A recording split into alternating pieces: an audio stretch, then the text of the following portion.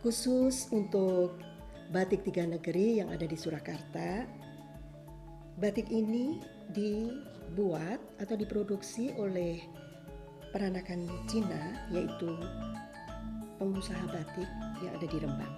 Perusahaan ini sudah ada sejak tahun 1910 dan di tahun 2014 tidak bisa diproduksi lagi, kolaps karena adanya keturunan dari yang khususnya dari keluarga Chowa itu tidak bisa melanjutkan lagi. Perbedaannya dengan batik Tiga Negeri di pesisiran utara, di daerah Solo ini ada satu warna yaitu dikenal dengan warna soga, lebih ke warna coklat, yang digunakan sebagai latar atau background, baik itu sebagai isen maupun ada juga pinggiran-pinggiran yang beraksentuasi warna sogan. Ada galaran, ada cecek, geringsing, ukel, dan lain sebagainya. Nah, akan saya tambahkan faktor apa yang mempengaruhi di dalam pembuatan batik Tiga Negeri ini. Ada dua faktor penting, yaitu adanya akulturasi budaya dalam Tiga Negeri ini yang dibedakan menjadi dua, yaitu ada faktor internal, ada faktor eksternal. Faktor internal tidak bisa dipungkiri bahwa kita ini dekat dengan keraton, maka budaya lokal dan dari keraton inilah yang mempengaruhi pembuatan batik Tiga Negeri. Yang kedua adalah faktor eksternal, yaitu adanya budaya dari luar, khususnya Cina dan Belanda, yang terserap ke dalam batik pesisir di utara Jawa.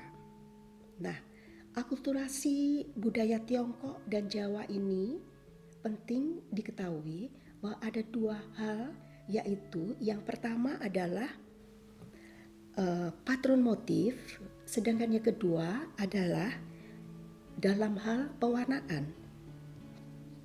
Dalam motif tidak sekadar memperindah penampilan seseorang, namun batik Tiga Negeri ini juga menyimpan filosofi dari tiap motifnya.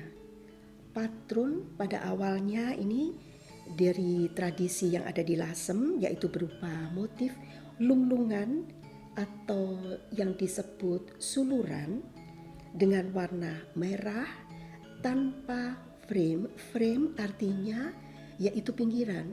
Mungkin saya akan menjelaskan ini lebih, baju yang saya pakai inilah pinggiran, ini namanya pinggiran, itu tanpa frame batik Tiga Negeri. Karena adanya pengaruh dari Pekalongan, Solo, Jogja yang sangat kuat membuat batik Tiga Negeri lebih berkonsep yaktu dengan adanya buketan. Buketan ini dalam bahasa Jawa disebut sebagai buket atau rangkaian bunga dari bawah yang menjulur ke atas. Konsep ini membuat akulturasi dari tiga budaya, yaitu kebudayaan Tionghoa, Belanda, dan Mataraman atau Jawa muncul di dalam batik Tiga Negeri. Batik yang ada di Jawa ini yang mempengaruhi yaitu adanya motif-motif tradisi seperti kawung, lerengan, truntung bisa sebagai isen-isen maupun latarnya. Yang kedua adalah pewarnaan. Dari segi pewarnaan, batik Tiga Negeri Pekalongan didominasi oleh warna merah, biru, soga, juga hijau yang cenderung ke hijau matang atau hijau tua. Nah, proses pewarnaannya sangat unik karena dilakukan di tiga lokasi atau disebut tiga wilayah atau negeri yang berbeda sesuai dengan spesifikasi masing-masing warna. Lasem pegang peranan untuk warna merah, pengaruh dari budaya Tiongkok, yaitu yang disebut abang getih pitik atau konon bisa ditemukan pada pembatikan yang di Lasem yang kemudian juga pada akhirnya nanti dicontoh oleh para pembatik yang ada di Surakarta. Nah, bahan dasar yang digunakan untuk pewarnaan berasal dari pohon mengkudu atau akar pace.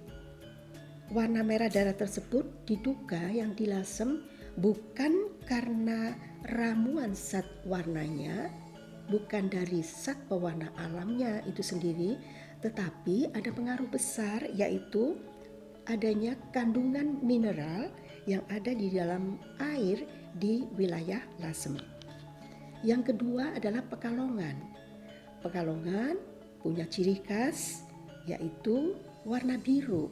Birunya dari indigo vera, ini pengaruh dari Belanda yang Eropa ya. Sedangkan Solo ini mendominasi dengan warna soganya. Maka muncullah 3 pewarnaan ini sampai pada akhirnya disebut sebagai batik 3 negeri.